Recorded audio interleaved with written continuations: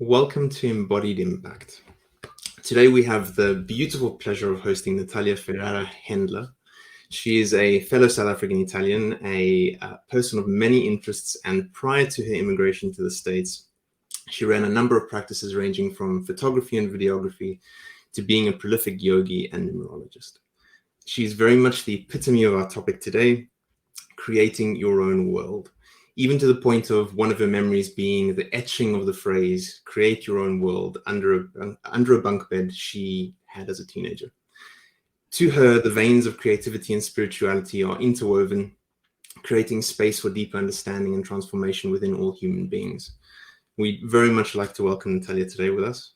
And something that was really drawing me to the conversation today were those words that you etched, and I wonder if that could be the stepping stone for us today to tell us a little bit about your story and how this all started unfolding. Thanks, Massimo, and thanks for saying my surname so beautifully. Fellow Italian. With at least that helps, I hope. It's so great. But thanks, it's so great to be here. And the creating of my own world is something I've never really spoken about. So, when you invited me to the podcast and I had to write the bio, it was like the first thing that was like this. Like, it's hard to talk about yourself sometimes. So it was like, what is me? How do I express as me every single day? And creativity is so important to me in so many areas. And I think, I'm a twin. So, growing up with your identity so attached to another person, or for me at least, was something I wanted to break away from. And I always wanted to be an individual. And I love my sister, but for me, it was really much about being individual. And I often, so living in like a dream space is kind of where I love to be. And I also used to question existence. So as a child, I used to, without knowing anything about quantum physics and any of that, I used to think like, if I looked over my shoulder, would the room still be there? Like, would I still exist if I'm not looking? And that's also what I think.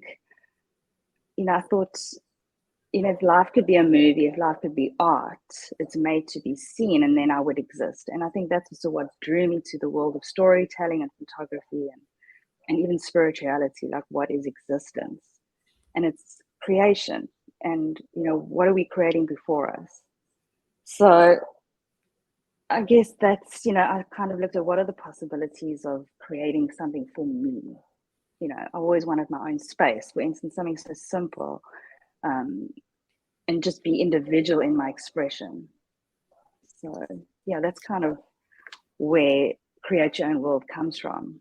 Yeah. Was that feeling something that you had as far back as you can remember, or was there sort of an event that happened that kind of triggered that necessity? Oh, I like that question. I feel like it's always been there. Yeah, it's always been a wonder, and also dream spaces. And I really started working with dreaming and trusting that that's actually, for me, is a whole other world that we just dismiss, but it's kind of parallel to this world, and they inform each other if you know how to work with it, the dream world. So yeah, nothing really triggered that, but it's always something that's been in me. The idea of existence and creating.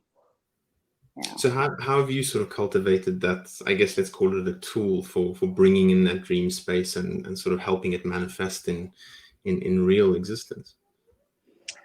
Look, I studied photography and film, so that's very much a part of me, like, as an art form. But, our spirituality came in, I didn't grow up with religion. It was something I knew I was just seeking with something, and, not growing up with religion is such a blessing in a way, because it gave me the space to discover. And it's, if you look at numerology, it's actually one of my karmic lessons, which I only learned, years later. It's a lesson that I've had to learn, is my spiritual path, so it's so prominent in my life. And someone in school mentioned yoga, and I was like, what is that? And that's actually where yoga started. I taught myself at 15. So the journey just evolved, and eventually I needed more from the practice. And I know you, Massimo, you also have a teacher training, I think, in Yeah. yoga. Anyway, I found Ashtanga, and that is pretty hardcore, and that Mm. changed my life in so many ways. And I also, you know, as you practice, and you really got to go into the practice to understand. I would have psychedelic experiences on the yoga mat, and it sounds so crazy, but it's true. And I really thought, okay, well, where can this go? So there's a lot of things to investigate through, like dedication to a practice. I It think doesn't have to just be yoga. Meditation in other ways. Yoga is meditation, but yeah, to really experience those things, you need to do them on a personal, level. And then I learned, I mean, there's so many things that, if you look at numerology, I always ask for, send me a teacher. I'm always like, okay, here's the next teacher. Always, trying to be the students, and the more you learn, the less you know. I'm sure you know that.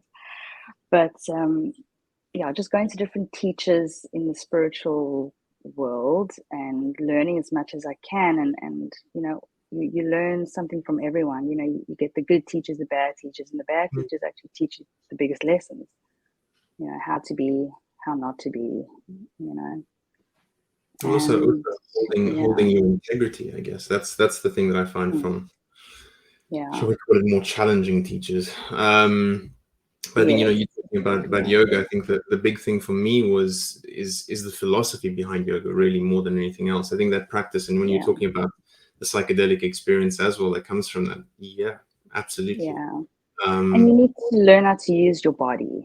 The body is so important as a tool. So yoga, so I'm a very, I wanted to be a ballerina, so I'm very connected to my body.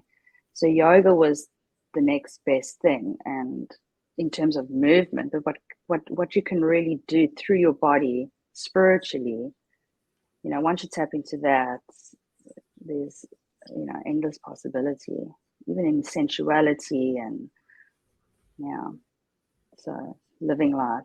Life is essential. It's experience. It's learning. Yeah.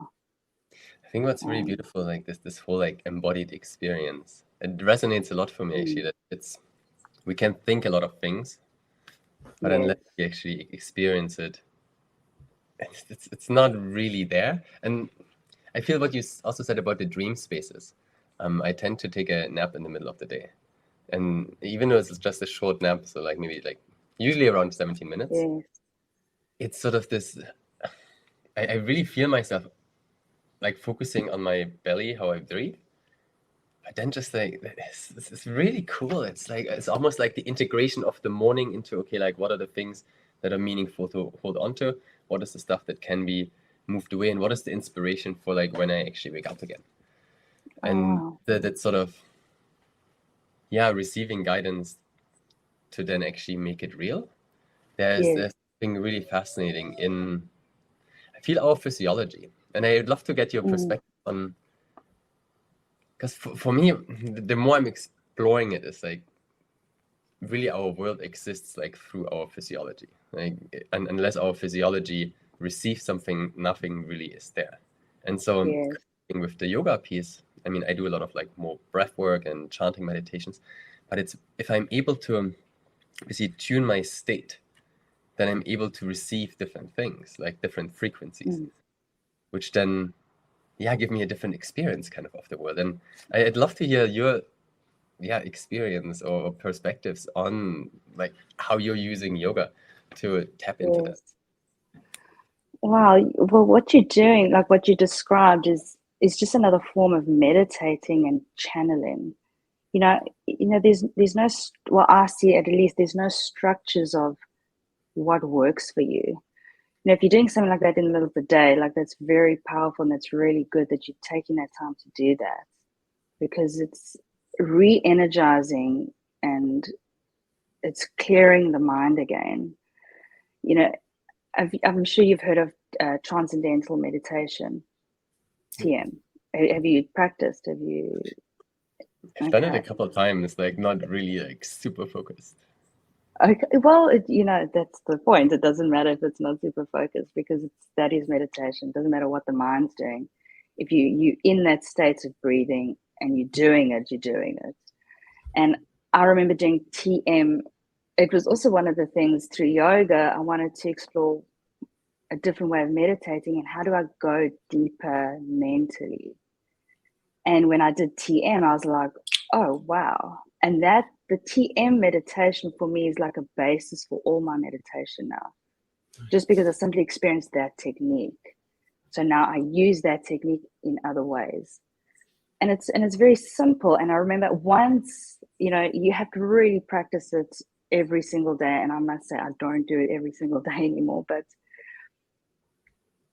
you go through, well, at least for me, and you'll probably read about it, and it can be a split second where you go into a space of complete white.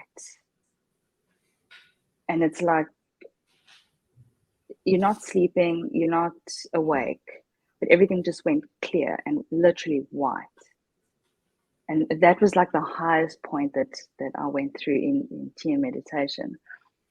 And, I used that in so many other in other chants, and you can kind of adapt it, but through also through yoga and using your body.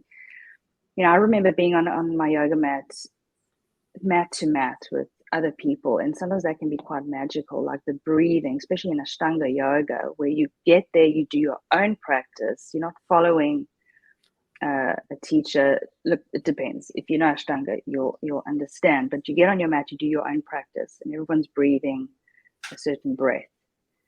And I was standing on my mat, and I looked down at the woman next to me, and everything kind of stopped like a movie. And I saw how we were all just in these cages. And the whole point was that through practice, you're breaking through the body to actually get to yourself. Like, that's what I was seeing. I was like, this is what we're doing. We're breaking through to get to ourselves. So in yoga, it's like you're going through the body to get to yourself. And everything just kind of stopped. And that's what I saw. And psychedelically, I mean, I'm a very visual person. And, if you've ever taken mushrooms, psilocybin or I haven't done ayahuasca yet, actually. But psilocybin for me is like, that's kind of my medicine if I do plants, which is not often. But I remember being on a yoga mat, closing my eyes, and I was literally taken into another world, but it's kaleidoscopic. And it was just so instant, and it was like, whoa. And your body even feels like you're in a ceremony. So, but it's also very environment, the environment that you're practicing in, and the consistency of a practice that can take you into those spaces. So it's worth investigating. So Toby, like you were saying, like you take that time out every day, and you have like a nap, and you can actually play around with that experience, tapping into that. And breath work is key. Everything is breath. Yoga is breath. When I used to teach a lot, like in a class or even on Zoom, and I would just be talking the class, but I would be breathing with students. After the class, I'm on a yoga high just from the breathing. Breathing is everything. It's your life force. Yeah. It's so true. I even introduced my dad to breath work when I was in Germany. It was really, really interesting to actually just be with him and actually, kind of give something back in a way. Really support developing a new way of being and healing. And honestly, I feel breath. Because when I don't focus on like how I breathe, I tends to get quite shallow. And then it's like yes, exactly. Remind yourself. Breathe in fully and just let it go. Yeah, exactly. Good. Yeah, you have to remind yourself. I do the same. It's good. Good. Yeah. Yeah, it's great that you share that with your dad. Sorry, my dad does he used to do all my yoga classes. So it's something great if we can give that back, especially to our parents. I think it's so important. Yeah. I think that's beautifully said. I was actually going to lead into, being curious about your sort of family background and how that was supportive, or I guess instrumental in how you see the world. What were the things that you took from that family, I guess, togetherness? Wow. We're very close, and I've always kind of done things maybe a little bit differently to everyone. But, growing up as a twin has also been a powerful, powerful journey. We also don't look alike, but some people think we do look alike. I'm actually going to do a project on this. I haven't told it yet. But, that relationship really influenced so much of who I am. And, it's just the two of us. There's no other brothers and sisters. And so growing up together is magical. I mean, you always have someone there. And, as we got older, we challenged each other in so many ways. And we've also done so much together. There's been a parallel journey, but there's also been our own very different lives. And it's actually very fascinating. As twins, people have certain assumptions of twins and how you are as a person. And I always just felt like we never fitted into that. There's something unique about our connection. I mean, we can go into deep discussions about past lives and that kind of thing, but it really did shape a lot of me. She's also a very creative person because we both share the same life path. So, in numerology, we have the same life path, and it's the artist path. And it's interesting to see how those, manifested in very different ways. But I mean, we played music together, we played in bands, and,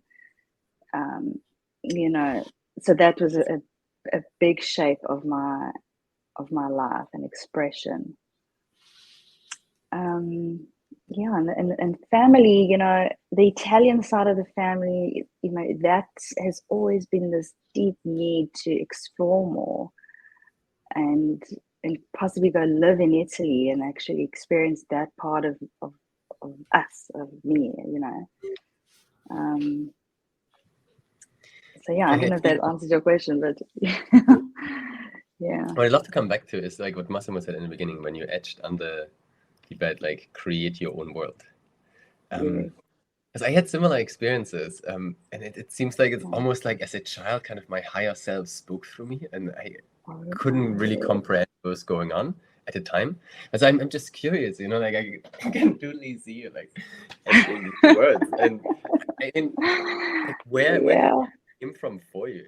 Like what was the sort of like desire now looking back? I was actually thinking about a little bit this. I love that you asked that because, as being a child is an experience we should always be going back to, I think, and we know about healing in a child and how important that is. And it's something you have to consciously work on every day. I think it's really has to be a part of your practice, is going back to child. And I honestly feel like, being married to Jared and living in America, I really have gone back to being a child in a lot of ways of thinking. And I think it's just because everything's very new and I'm taking it all in, and I've really felt like I've gone back to being childlike, and it's inspired me it's inspired my work. It's inspired so much.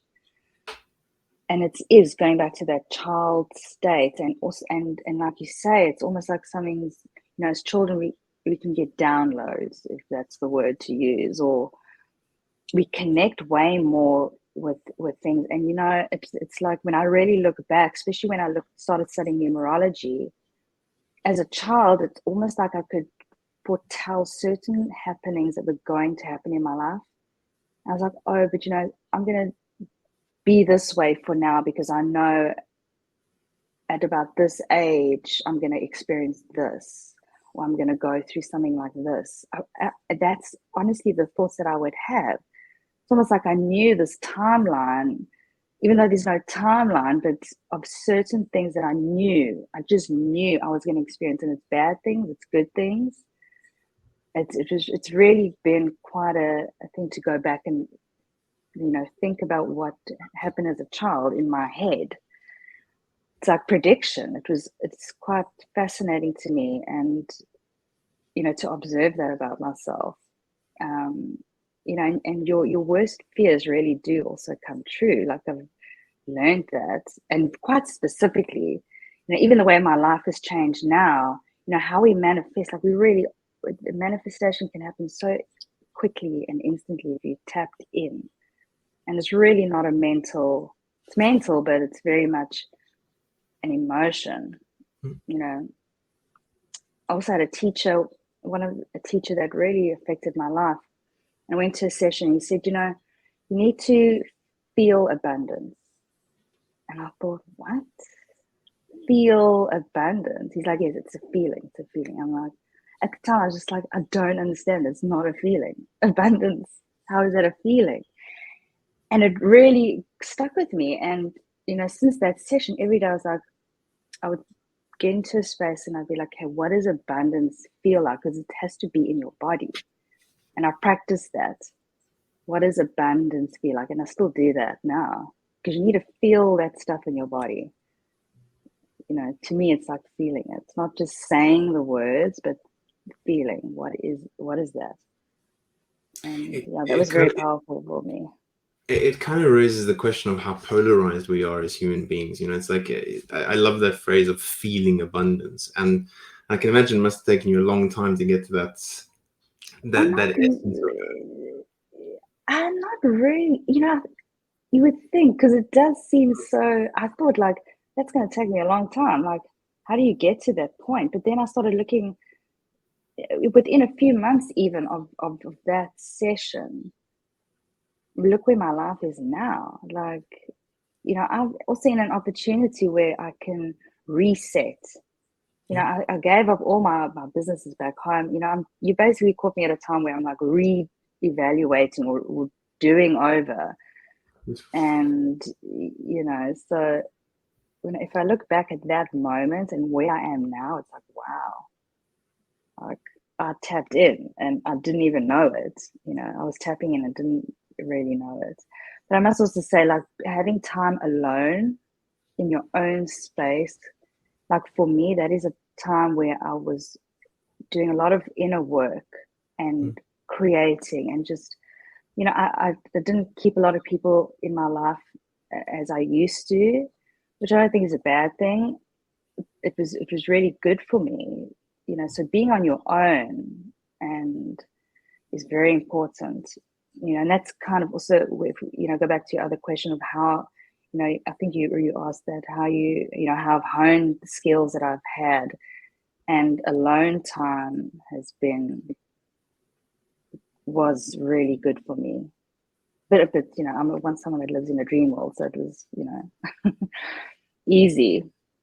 So I guess, you know, sorry, there's a facing of oneself in alone time, right? And I think this is the thing that most people are quite afraid of. It's like, literally being with yourself is that moment where you can face, I guess, your authenticity, if you want, you know, good side and bad side. I guess what I'm curious about is how did you face that side? How did you face yourself? Because I think it's a super important part in our transition into the next, I guess, leveling up. That's exactly true. And because if we're not doing that, we're not leveling up, for sure. You know, also just writing is good.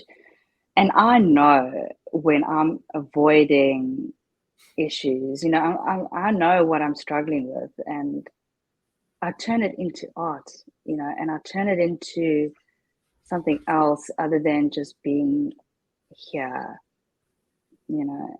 And look, I also went to teachers that really did help me, teachers, healers, you know. But for me, that journey, working with other people, and I'm asking again, who's the next teacher? And I do realize, you know, I did a spiritual course for about 2 years, and I got what I needed within the first 2-3 months. And then the next 2 years, I was like, okay, this is, it became something else basically. And when I left that, it was so freeing because I really realized like all of that stuff is already in me. I can do all of that. So, but you only get to that point when you've done the practices and you've been to the teachers and you've done the courses and you gather as much as you can, and it hopefully leads you to realize that you are your teacher, you are your healer. Like we are very capable of doing that for ourselves. But I mean, I don't mean like just being solo and like, we need each other and we need, we do need community and But when it comes to, I mean, some of the biggest changes in my life were always really when I made a decision to go on a very long motorcycle journey. For me, it's the moment that helmet goes on. It's silence and you're in your head, and in your body, and that's my meditation. But those were the biggest decisions in my life, and it's like I very much follow your line of thinking that I think everyone needs to create that space, and I love the way you kind of almost bring in this idea of difficulty and then translate that into something creative, and you have that outlet, and it's beautiful. I think everyone needs to have that something that they can steer that energy towards. Otherwise they are in just that phase of deficit all the time. Yeah. And it's what I also did as maybe a technique, or I feel like I always mind manipulate myself, or I just find these ways of being as truthful as I can with myself. And for me, living life is like everything to me is art. And I use the word art because everything is creation. And when people say to me, "Oh, I'm not a creative," I'm like, you are a creative. We all create in different ways. And I remember going on a journey. It was a mushroom ceremony. One of my intentions, I was just like asking the mushroom to kind of show me or support maybe the idea that I want to enjoy life through the bad and the good, parallel, because you're always going to have both. When things are good, a lot of people get scared. Oh, well, things are too good. Like they're waiting, anticipation for the bad to start happening. But I wanted to live a life where I'm embracing both, and in both, I'm finding joy. Like, when it's bad, there's still something beautiful, because how are you going to live then if you can't find that? And I think, I also struggled with a bit of depression, especially when I was younger. I didn't realize I've had that, but when I look back, and I always used to think like, how can I keep enjoying life? Like it's so fragile, like, to be upset and, unhappy, it's such a choice for a lot of us, we all have our own challenges and that, but for me, life is art. Everything we do is art. The way you make your coffee is your art. The way you make love is your art. We all do the same things, but what makes us unique is we do those same things differently, and that's art to me. So beautiful. I totally resonate with that artist piece, and the art being your interpretation and kind of your own style. When I was maybe like 5 or 6 years ago, I was studying in Norway, and I really got from the engineering world. So I did a lot of art in school. Then I went into engineering, kind of the art of like building things, and then stepping back into the world of design. And there was this actually a California-based the design agency called IDEO, and their founder David Kelly. Cool. He just was such a cool dude. He so touched me. He wrote this book, Creative Confidence, where it's all about kind of we are all creatives, we are all doers and makers, and it's really about the beginner's eyes. Kind of this childlike ability to just see the world with wonder. And Yeah, then I feel it connects with what you were saying. It's our ability to kind of turn poison into medicine. Like anything it's kind of like dark and challenging. I mean, when we look at the artists in history, I mean, those are when the most amazing pieces of artwork that really touch people. Yes, Are exactly. created. And kind of the last point on that, I feel is really Yes. around the fears, because there is like children don't really have fear. They're just like expressing like everything that comes through them is just like Exactly. oh, and then basically I feel as kind of like creatives or as humans, like if we sort of maintain that capacity, and I'm currently trading to like maintain that again of like, man, okay, I'm feeling something and I don't need to like shy away from it, but I can lean into it and use sort of like fear as actually that gateway to creativity and production and making something that can be shared. Exactly.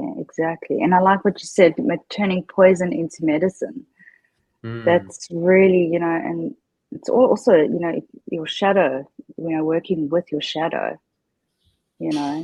so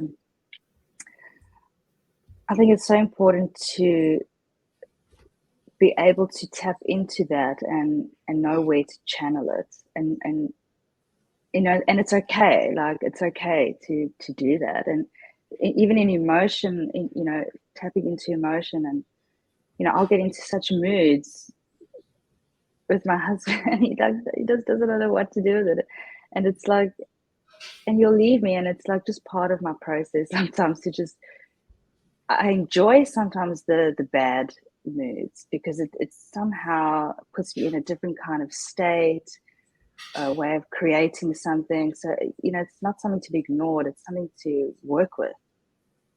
Oh, so cool. I really love that you actually enjoy it, because I'm noticing this in myself as well. Like, why do we create certain states? Because there is something familiar, or maybe something that hasn't like fully come forth. And so yeah, the self insight of, I actually enjoy feeling that or something. Yeah, I love that. Amazing. It's nice to hear that you resonate with that. Yes, because it's not things we talk about, it's things we experience, but we don't always understand what are we experiencing, why do we also think it's wrong, or why do we judge it, in those moments. I think this is the imposition of adult language or scripts on us, I think, which really pushes us to deviate into being detached from everything that we're speaking about today. I think that's the big thing for me, and most people really need to revisit how they're scripting themselves in their day-to-day life. It's like, you guys are talking about anger. I mean, not sorry, anger, different emotions that potentially are seen or perceived as negative. But it's an energy that can be steered into something incredibly powerful if you choose to, rather than getting caught up in this is just anger, this is frustration, this is whatever it is over here. How do I actually want to use that and cultivate that into something that's worthwhile? Yes, exactly. And using it in a creative way. That's, and creative way, meaning, creativity and creation is so much more than just the art piece, or like, and it's like, what are you creating as a life? When Jared and I were talking, a 3-hour conversation, but we still talk like that. Our morning conversations are amazing. Like, and we always create, and talking is creating. And when we were connecting, we were being very open about everything, and it was so refreshing. And maybe we could jump into giving a little bit of a background on how you actually transitioned into the States, because your story is immensely powerful. Okay, well, I'll use this as the beginning, because it was the beginning. And we spoke about, like, what do you want life to look like? When you wake up, what do you want life to look like? And we both agreed that we want simple, it was simply like freedom, love, and health. And how do you want to make, what life do you want to create? So it was like we were basically creating this whole life together by speaking, we hadn't even met in person. And, you know, it's like we were both on the same path. We both, you know, I could basically drop everything and like, okay, cool, I'm going to create a whole new life. And that's basically what I did. But we paved that way together. And, you know, that's when it came to getting married to Jared, it was so easy because, you know, as my masculine, he was very curious about the feminine. And because he's an artist, like he really understood or was curious about things about me and femininity and you know, feminine sexuality. And I'd never experienced that before with a man. And it was very much, it felt like we were creating together. Just by how we were speaking, what kind of life do you want to live? What does it look like? And as a couple, we're doing that every day consciously. As soon as we go off that track of the life we want to live, we bring ourselves back. We're like, hey, but let's just remember, what do we want? You know, it's not that specific, but we kind of specific. You know, you got to let it go. I don't, you know, I know, you know, when you manifest, it's like, be very specific, but yes, but also go with the flow. Know what you want, go with the flow, and what comes is going to be bigger than you ever thought. You know, and that's really what happened with me. So with Jared, you know, I was his yoga teacher during lockdown. He was my American yoga student. You know, that's how, you know, my best friend actually introduced us, and it's quite a long story, but, you know, Jared grew up in South Africa when he was a kid, and some of the families that he knew, one of the friends, you know, ended up marrying my best friend Justine. I only met her like 6 years ago, but they introduced us, and, you know, through yoga. She's also a yoga teacher, and she's like, you should go to my friend's class. And we were just introduced over Instagram and joined the classes for almost a year. And, you know, I was dating at the time, and so I never really spoke to Jared on a personal level, and up until like 2020 December, or more like January 2021. So, you know, then for 3 months, like, we really connected deeply on video, and it just flowed. And then it was like, okay, well, when are we going to meet? And I was like, it's COVID. South Africa was in still like quite a bad lockdown, and, you know, you couldn't leave the country. So because I had an Italian passport, it was much easier for me to leave. And, you know, again, people thought I was crazy. Like, you know, the only way we could meet was to meet in Mexico, because no other country would take a South African or someone that's been in South Africa. You know, Germany was actually the only country I could transit through. I just couldn't leave the airport. But anyway, I mean, we did it. He booked the flight. You know, travel agents in South Africa were like, you can't go to Mexico. You're crazy. Don't travel for another year. Anyway, Jared booked the flights. We met in Mexico City for the first time in person. We call it 3D. We're meeting in 3D. We would always 2D. And it was like I hadn't seen him for a very long time. That's how it felt. And that's how he felt. And it wasn't weird. It wasn't awkward. It was just like, oh my God, you know, haven't seen you in such a long time. It was like this union again. And, you know, we rented a Airbnb. We even chose the Airbnb together online. And it was one of the other great things about Jared that I really made me feel safe with a masculine was he suggested, no, we get a place with 2 rooms. You know, just, you know, we might not even really connect in a physical way or in the way we hope. Like, and if that happens, well, let's just have a great holiday and be friends. You know, we kept that open, and for him to do that, I was like, you know, felt safe with him. And anyway, that didn't, you know, happen. You know, we went back to the hotel first night, went to bed, and that's it. You know. And then, yeah, eventually made our way to LA over the border, and I ended up not leaving. I was only supposed to be here for 2 months, and then we just extended another month. And, you know, you know, neither of us were ever marriage people. You know, we never wanted to get married. The whole institutional, you know, system of being married was just never appealing. But, you know, for us, it was kind of like, you know, do I go back home or you know, do I just stay? But, you know, there's visas and all of this. So the best thing, you know, we did all this research, and the best thing was to get married. And I was like, cool, I'm in. And we were in. And so I never went home. And yeah, I applied for green card and got that so quickly. Thank goodness. Like everything just worked. Like it was very stressful and it was huge changes. My body went through changes. It was like a lot going on energetically as well as externally. But everything really just fell into place. And I was like, just keep going with that. You know, always waiting for something to go wrong. But like if we tapped in, and it was almost, I feel like the universe like made us get together very quickly, and all these things just happen very quickly because I feel like Jared and I are meant to create something together and it has to happen. And yeah, that's just that feeling. Yeah. So You strike me as someone who has this incredibly deep trust for oneself. And how did you get to that point of really trusting yourself? Because I think this is also something where a lot of people get conflicted with, do I trust my intuition? Do I trust something that's going on inside of me, that I'm making the right choices? And I think we get caught up in this rightness and wrongness of making the move, where you're so deeply surrendered to that. How did that come about? You know, that took work, hey?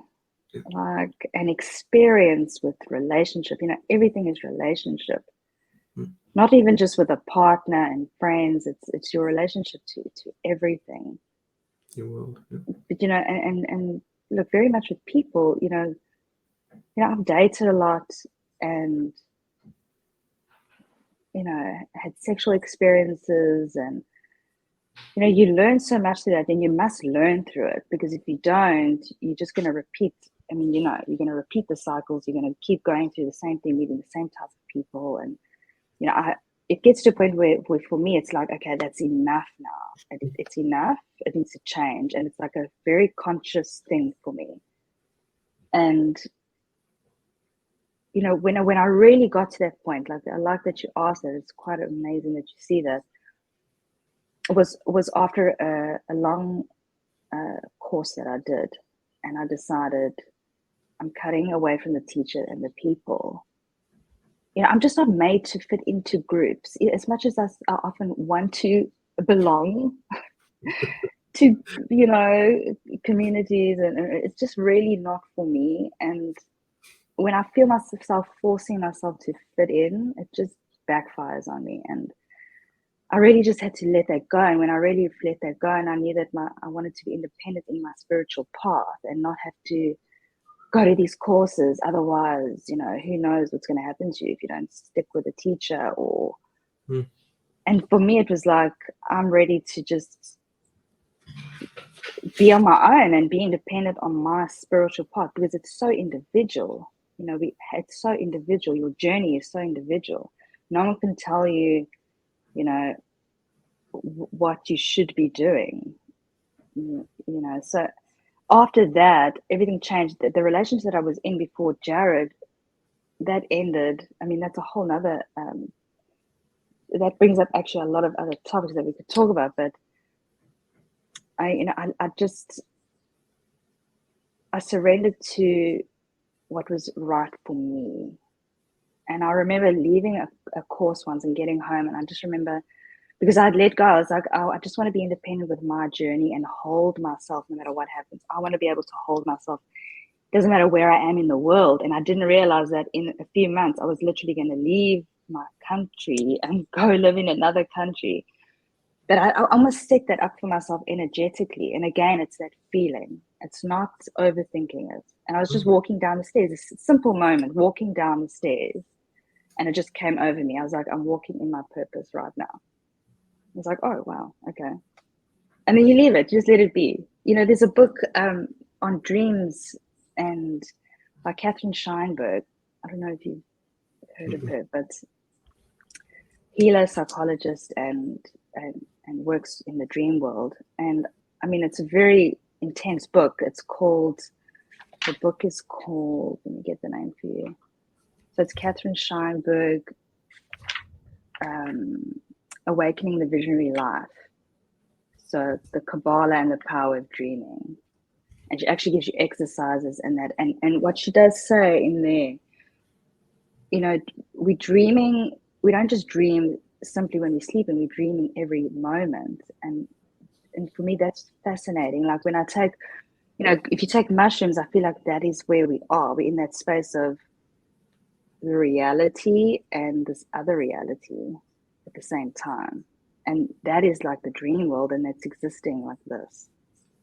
You know, sometimes maybe you'll have a dream like Toby, maybe you've experienced something like this where you dream and it's so vivid and real, and then you know you come into your waking life and you're not sure if you dreamt something or if it really happened, you know, but it really did happen It's really funny. on the other side, you know. But if you can work with that they are vibing next to each other the whole time, the two worlds, you know. I totally resonate with that. It's sort of like parallel tracks almost, and it's depending where's the attention. Is it on sort of kind of like the 3D particle realms, or is it more on the, like, you know, 5D like wave realm? It's really fascinating. I mean, it's interesting since I had shared this whole thing with the napping, and actually now I sort of conceptualize it differently, that I'm shifting between these different states of awareness, and have found a modality that works for me to do kind of like interweave it.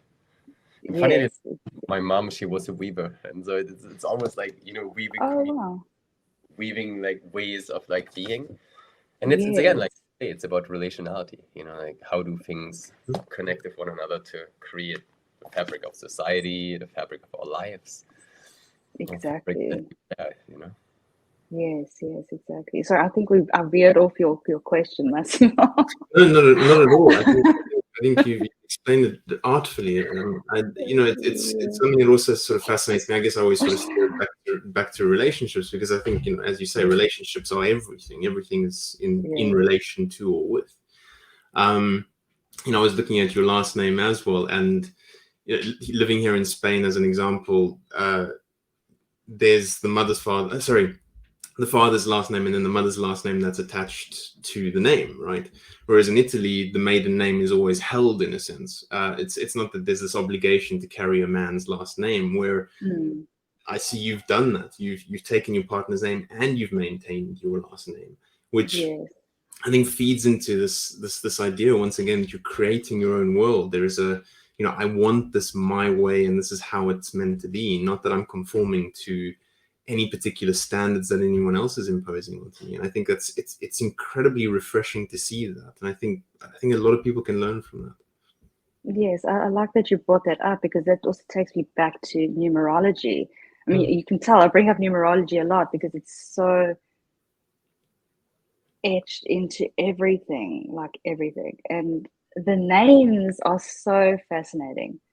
And I even did a bit of you and Toby, actually. So the connection there. And you know, when you take a name, you know, when I met Jared, obviously I'm going to do his numerology and see what is this man about. I mean, you know, and I saw so much that I liked and stuff that I was a bit afraid of, and also similarities.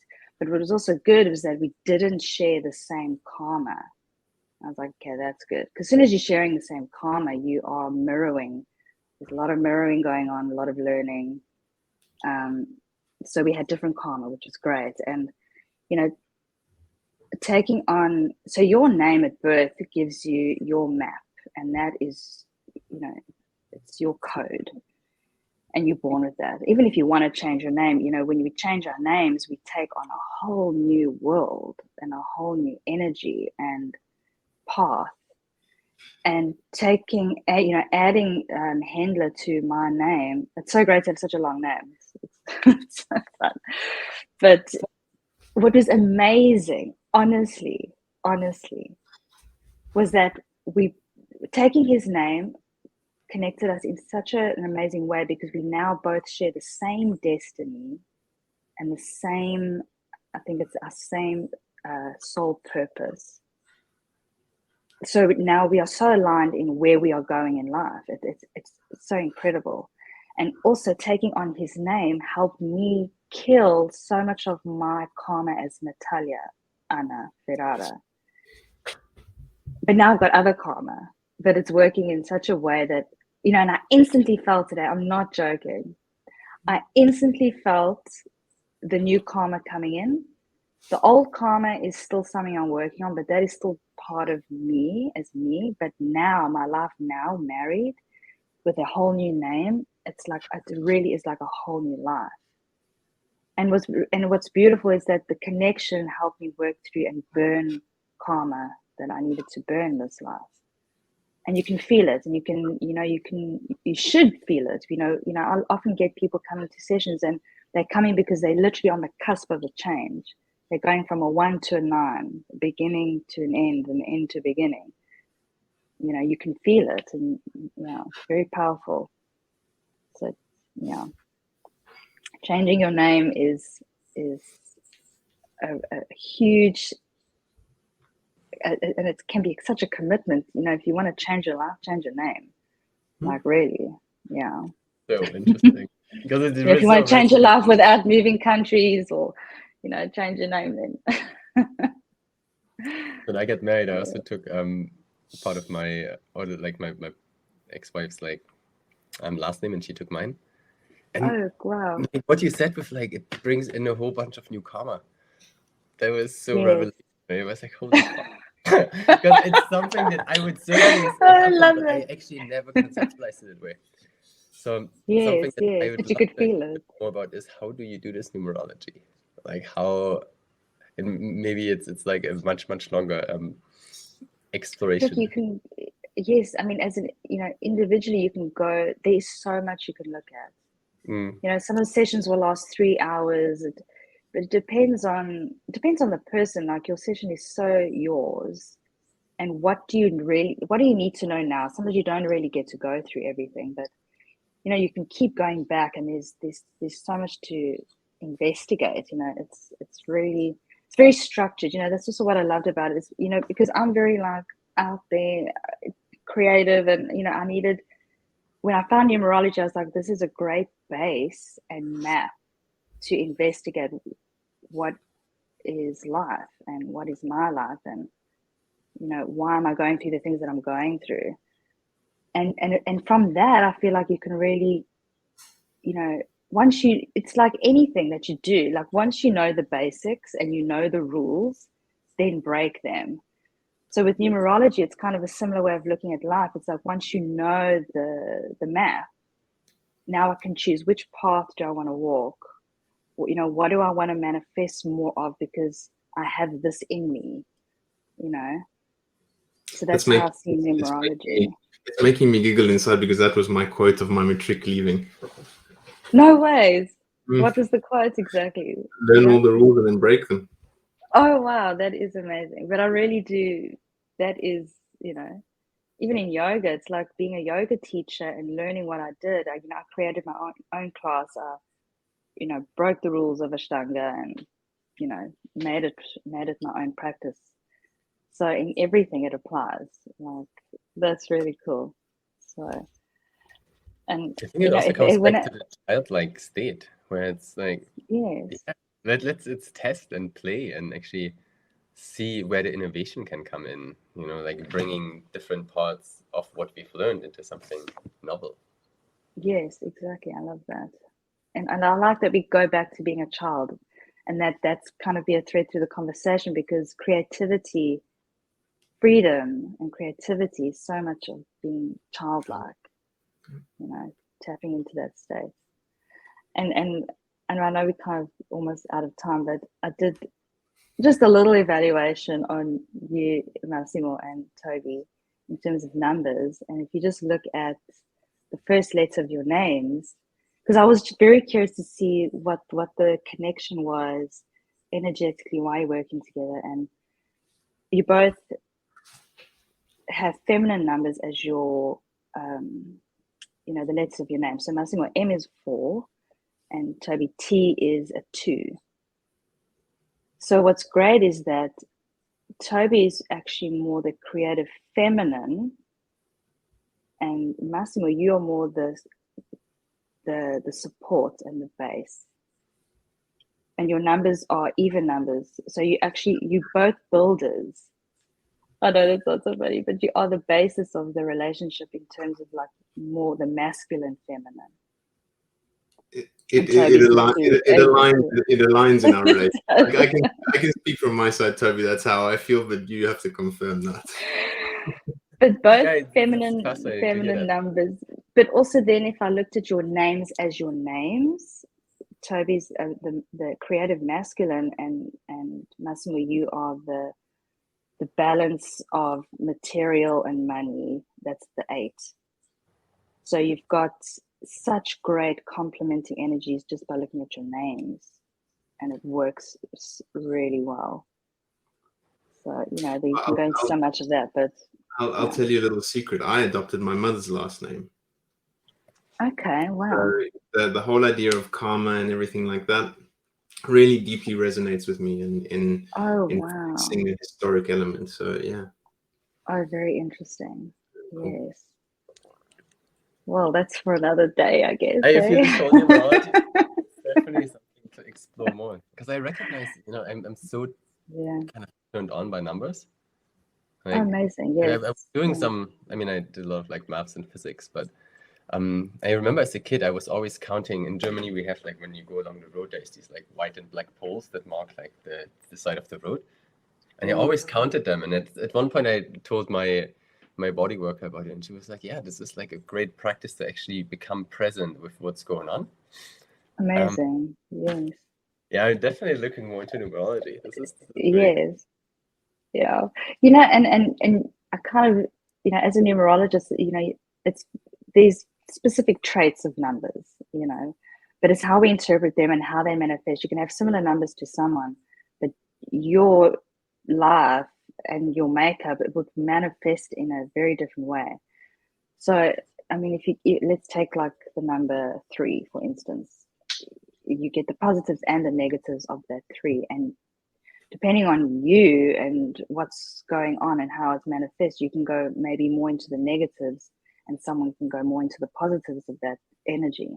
So, that's why I say it's a great map, but then there's detail and uniqueness, to say we're all made up of numbers. I mean, I believe we are. I mean, if you look at everything is connected, so everything is numbers. But it's like nature. Things are simple, and as humans, we can. There's simplicity there, but there's also such deep, complication, and so there's a lot to investigate. So I'll give you both a session. Well, I hope it'll be great. I hope we can step back into this place and the space again, and maybe that's the next topic. It would be amazing to have you again. Amazing. Yeah, it'll be great. Yeah. Awesome. Wonderful. Natalia, it's been such a pleasure. Thank you for being with us and sharing so wholeheartedly. No, amazing. It was really fun. And thank you, Massimo. The way we connected somehow, it's just amazing. And I'm so honored that you guys wanted me to be on. Yeah, that was really cool. So thank you. Yeah, very inspiring as well. Thanks. Thanks for everyone being here. Yeah. Lots of love. Lots of love. See you next month. You too. Bye.